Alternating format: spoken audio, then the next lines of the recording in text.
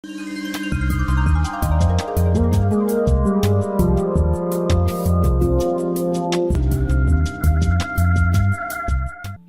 दोस्तों, मैं हूं क्रांति समर्पण ट्रस्ट प्रस्तुत डिवाइन नेचुरल डाइट सिस्टम से एक सर्वव्यापी परमात्मा का सेवक। दोस्तों, हमारा प्रयास है आपको ईश्वरीय खानपान पद्धति से जोड़कर आपको बिना दवाइयाँ स्वस्थ और मस्त जीवन जीने की कला सिखाना। इसी उद्देश्य से आज का हमारा महत्वपूर्ण विषय है डाइजेस्टिव सिस्टम, मतलब पाचन संस्था और उसके कुछ महत्वपूर्ण नियम आपको हम बता रहे हैं। ऑडियो में से हमने जाना मानव का निर्माता यह सर्वव्यापी परमात्मा है। हमारा शरीर यह 5 तत्वों से बना है: आकाश, वायु, अग्नि, जल और पृथ्वी। शरीर एक छोटा सा ब्रह्मांड ही है। हमने महत्वपूर्ण सत्य जान लिया। मानव का ईंधन है फल, सब्जियां और पानी। मानव दुखी और बीमार क्यों है यह हमने जान लिया है। सारे रोगों का एक ही कारण है, वह है आंतरिक मलसंचय। हमने जाना है हमारे शरीर के त्रिदोष क्या है: वात, पित्त, कफ हमने जाना है। इसी तरह से हम आत्मसाधना के अंतर्गत स्वयं के शरीर को जानने का प्रयास कर रहे हैं। हमारा शरीर यह देह रूपी सर्वव्यापी परमात्मा ने दिया हुआ एक अनमोल रथ है, जिससे वजह से हम सब कार्य कर रहे हैं। जो भी तत्व चलता फिरता है उसको ईंधन मतलब भोजन की जरूरत है। शरीर यह एक तत्व है और नाशवंत है। जो भी निर्माण होता है उसका नाश होता है। यह प्रकृति का नियम है। राम आए, कृष्ण आए, मगर आयु पूरी करके वापस चले गए। यह सर्वव्यापी परमात्मा का नियम है। यह कोई भी भंग नहीं कर सकता। मित्रों, सिर्फ एक ही सर्वव्यापी आत्मा परमात्मा अविनाशी अजन्मा है और अपने शरीर के हर सेल कोशिकाओं में, शरीर के कण कण में भरा है। और जो भी आप आंखों से देख रहे हैं, पेड़ पौधे, जानवर, पहाड़, नदियाँ, और जो कानों से सुन रहे हैं और महसूस कर रहे हैं, वह सब तत्व है। और हर तत्व के कण कण में सर्वव्यापी परमात्मा है। इसका मतलब है यह ब्रह्मांड सर्वव्यापी परमात्मा का एक अमृतमय महासागर है। हमें सिर्फ तन और मन को यह अमृतमय महासागर में अशर्त समर्पित होना है, खुद को मिटाना है और यह सत्य को जान लेना है। मैं शरीर नहीं हूँ, मैं मन भी नहीं हूँ और मैं कर्ता नहीं हूँ। यह समर्पण के साथ आपको परमात्मा को समर्पित होना ही भक्ति है। बाकी सब असत्य है, झूठ है, कर्मकांड है। इससे बचे। यह जो गुरुओं ने अपने व्यापार खड़े किए हैं, इनसे बचे। सिर्फ एक ही गुरु है, वह है सर्वव्यापी अविनाशी आत्मा परमात्मा। उसके सिर्फ सम्मुख हो जाइए। वह हर जगह 24/7 उपलब्ध है, आपके साथ है। सिर्फ हमें उससे ट्यून होना है, परमात्मा के सम्मुख होना है। उसकी कृपा सतत बह रही है। आपके कण कण में वह बसा हुआ है। क्यों भटक रहे हो? सिर्फ इसके सम्मुख होने की साधना समझे। किसके पास जाने की जरूरत नहीं है, किसके पांव दबाने की जरूरत नहीं। स्वयं आपके गुरु है। सिर्फ इसके सम्मुख होना है।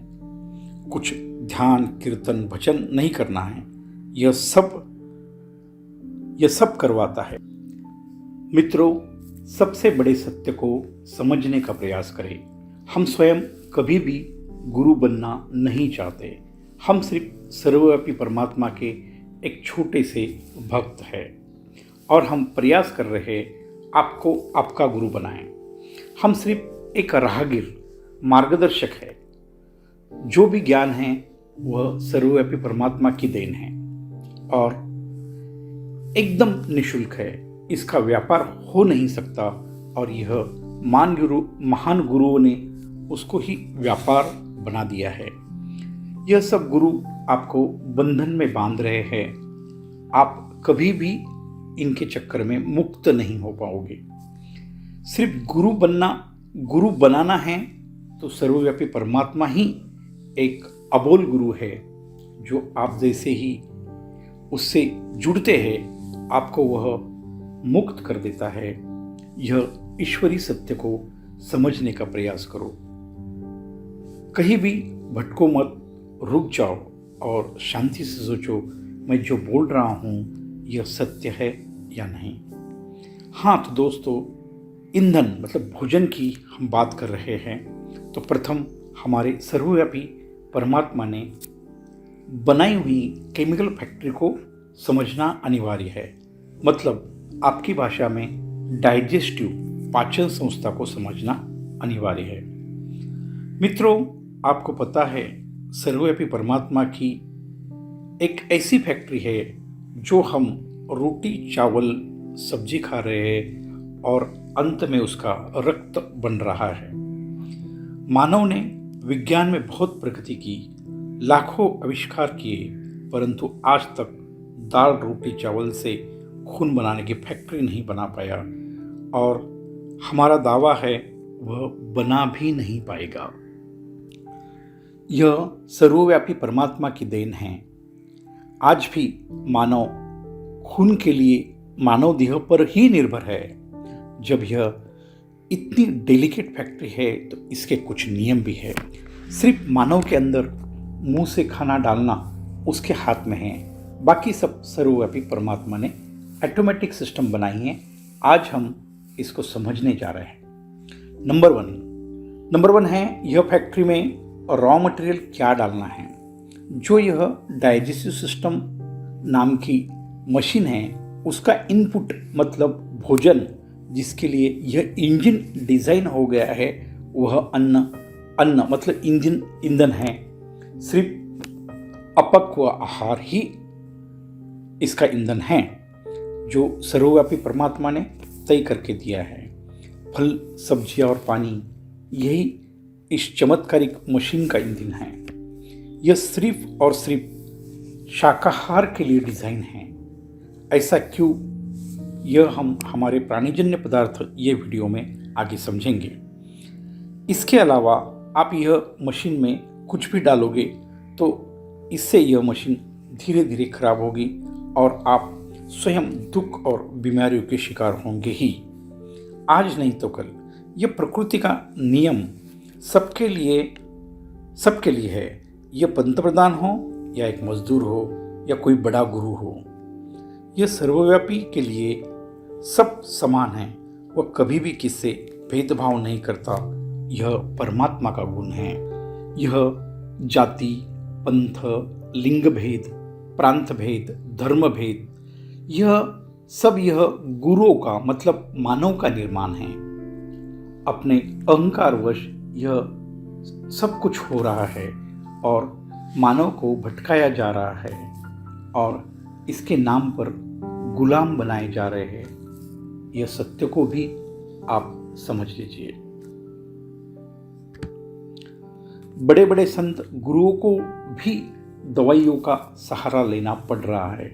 हम सब भगवान के ऊपर विश्वास तो कर रहे हैं मगर उसकी बात मतलब सत्य को स्वीकार नहीं कर रहे हैं। सिर्फ परमात्मा की लात पकड़कर बैठे हैं। उसकी लात मत पकड़ो, उसकी बात पकड़ो। यह भोजन करना, आप जो भी खा रहे हैं, यह एक मानव जीवन का सबसे महत्वपूर्ण कार्य है जिससे हम जिंदा है। यह कार्य परमात्मा को समर्पित होकर करना चाहिए। यह जो भी भोजन आप ले रहे हैं इसके निर्माता आप नहीं हैं। परमात्मा ने बीज बनाया, किसान ने उसको बोया और परवरिश करके फल सब्जियां उगाई। बड़े व्यापारी ने छोटे व्यापारियों तक पहुंचाया और यह अन्न आपके घर तक आया। माता बहनों ने उसे मेहनत से पकाया और आपको खाना खाने को दे दिया। प्रथम भोजन करते समय यह सबको याद करो और सबको धन्यवाद दो और बाद में ही यह भोजन परमात्मा को मन ही मन अर्पण करो। यह प्रसाद बन जाएगा, फिर इसको ग्रहण करो। यही खाने के पहला ध्यान की विधि है। इसे हम कभी नहीं भूलना चाहिए। प्रथम अन्न हम मुंह में लेते हैं और यहाँ से ही सर्वव्यापी परमात्मा की फैक्ट्री शुरू हो जाती है। प्रथम स्थिति में ही पाचन शुरू हो जाता है। जब हम चबाते हैं, मुंह की लार के रूप में वह उपलब्ध हो जाती है। यह लार एक क्षारीय डाइजेस्टिव जूस है जो खाने में मिलाया जाता है। ध्यान रखना, शरीर को सिर्फ रस की जरूरत है। जो भी सॉलिड अन्न आप मुंह से ले रहे हैं उसका चबा कर जब तक लिक्विड नहीं बनता अंदर मत जाने दो। और जो भी आप लिक्विड ले रहे हैं वह सॉलिड पदार्थ की तरह मुंह में घुमाकर, जिससे लार मिक्स हो जाए, बाद में ही वह अंदर जाने दे। बहुत लोग अपने शरीर को गाड़ी समझकर उसमें जैसा पेट्रोल डालते हैं वैसा खाते हैं। दोस्तों, पेट में दांत नहीं होते और लार भी नहीं होती।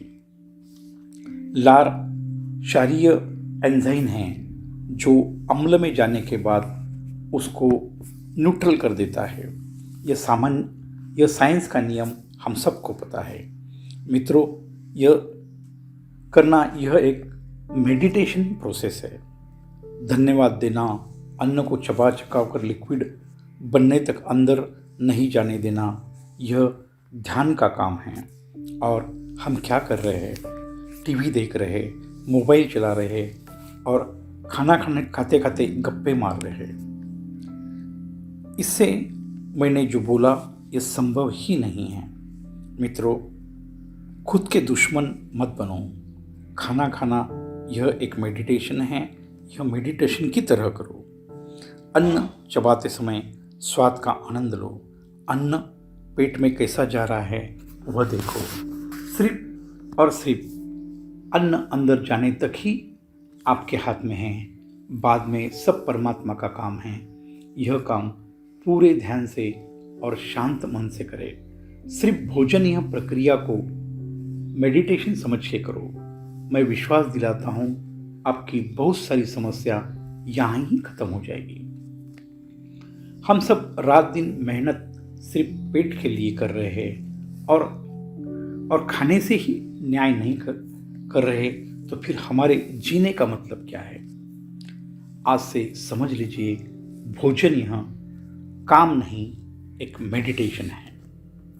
और फिर आपने चबा कर लिक्विड किया हुआ रस, यह आमाशय मतलब पेट में जाता है। यहाँ से सर्वव्यापी परमात्मा की देन जीवनी शक्ति मतलब अपनी माता का अगला कार्य संभाल लेती है। जैसे ही अन्न आमाशय और पेट में प्रथम घास जाता है, जीवनी शक्ति समझ लेती है अभी पेट भर भोजन आने वाला है। उसके हिसाब से वो सारे डाइजेस्टिव जूस, एसिड, इंसुलिन यह पेट में मिलाया जाता है और हमारा जठर अग्नि एक्टिवेट हो जाता है और खाना पचना शुरू हो जाता है। एक नियम आप यहाँ ध्यान से सुने। आप सुबह सिर्फ एक बिस्किट चाय लेते हैं तो भी यह हमारे सारे डाइजेस्टिव जूस, एसिड, इंसुलिन इतना ही जो संपूर्ण भोजन को चाहिए शरीर रिलीज करता है। और हम सिर्फ 2 बिस्कुट खाते या एक समोसा खाते हैं। एक छोटी क्वांटिटी के लिए इतने एसिड और डाइजेस्टिव जूस लगते नहीं हैं और यह वेस्ट पेट में घूमते रहता है। इससे पेट में एसिड बनना और पेट की बीमारियां बढ़ती है।